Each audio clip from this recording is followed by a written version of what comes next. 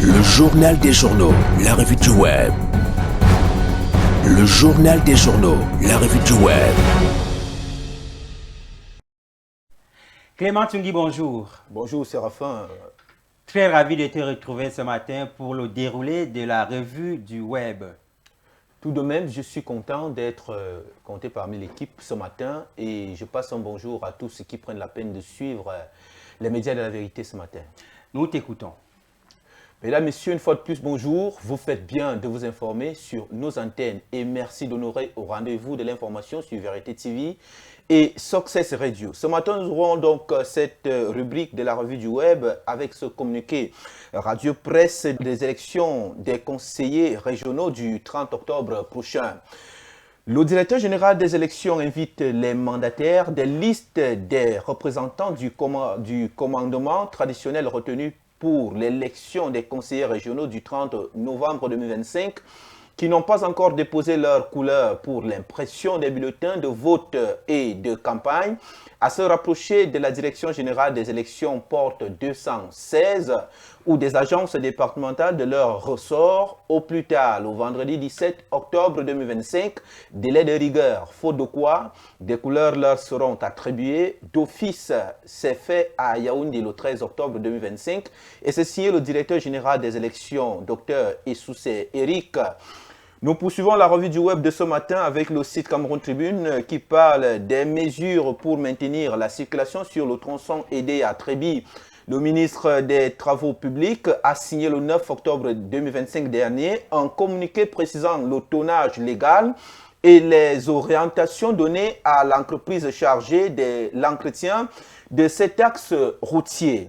La section aidée à Pont de Bivouba sur la route aidée à Kribi, la nationale numéro 7 enregistre actuellement plusieurs dégradations, notamment des nids de poules causés par le vieillissement de la chaussée et son exploitation hors normes, sans respect du tonnage légal. Dans un communiqué signé donc le 9 octobre dernier, le ministre des Travaux publics Emmanuel Nganou Djou-Messi a indiqué que l'entreprise SOMAF est mobilisée sur la dite section pour mener des travaux d'entretien confortatifs. Le site 237online.com fait état de 300 mototaximens qui ont reçu leur permis de conduire à Bafoussam. C'était une bouffée d'espoir pour les jeunes transporteurs urbains. Près de 300 mototaximens de la MIFI ont reçu leur permis de conduire le vendredi 10 octobre dernier lors d'une cérémonie populaire organisée au parc des loisirs Paul Biya à Bafoussam. Cette initiative portée par le professeur Pascal Nguye Kanté, secrétaire général adjoint des services du Premier ministre, marque une nouvelle étape dans la professionnalisation du transport urbain au Cameroun. Le centre communautaire de la jeunesse de la MIFI a coordonner ce programme de formation gratuite de 2 mois destiné à renforcer la sécurité routière et la discipline des conducteurs de moto-taxi. Vous pouvez retrouver l'intégralité de cette information, mesdames, messieurs, sur le site 237online.com. Et le site Investir au Cameroun parle ce matin cacao et café et titre le SIC et le GS1 Cameroun s'allient pour préparer les RDUE. Le 9 octobre dernier, le secrétaire exécutif du Conseil interprofessionnel du cacao et du café, Omer Maledi et Fabrice Ekou, directeur général du GS1 Cameroun, filiale locale de l'Organisation mondiale GS1 spécialisée dans les standards de code barre, ont signé un protocole d'entente visant à accélérer la mise en conformité des filières cacao et café camerounaises avec le règlement de l'Union européenne sur la déforestation. Le même site Investir au Cameroun parle du financement bancaire en hausse de 11,3% au deuxième trimestre 2025 porté par l'industrie et les services en zone SOMAC.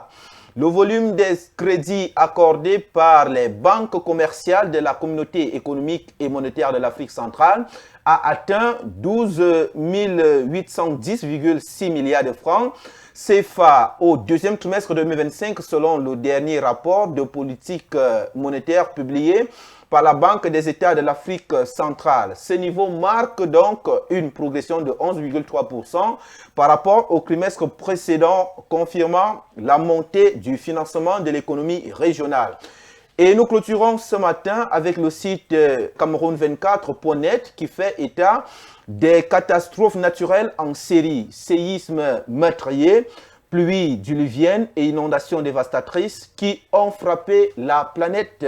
Au mois d'octobre s'est ouvert sur une série noire des catastrophes naturelles aux quatre coins du globe terrestre.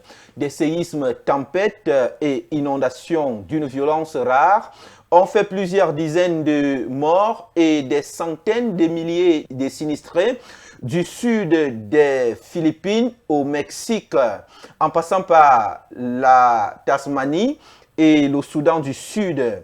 Le sud des Philippines a été frappé par un séisme de magnitude 7,4 dont le bilan s'est alourdi à 7 morts et 11 blessés.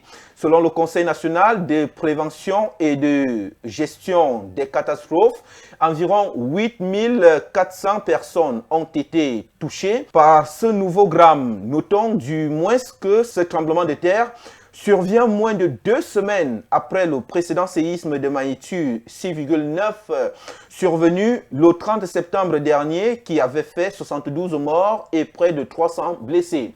Vous pouvez retrouver également l'intégralité de cette information sur le site Cameroun24.net. Et sur ce, c'est tout ce que nous avons prévu pour vous servir ce matin en actualité web. Nous nous donnons rendez-vous demain pour le même exercice à la même heure. Vous restez avec Séraphin pour la suite du journal. Mais n'oubliez pas que notre engagement et notre détermination, c'est vous. C'est Dieu qui couronne le tout. Séraphin, c'est tout pour ce matin. Merci Clément et à demain pour le même exercice.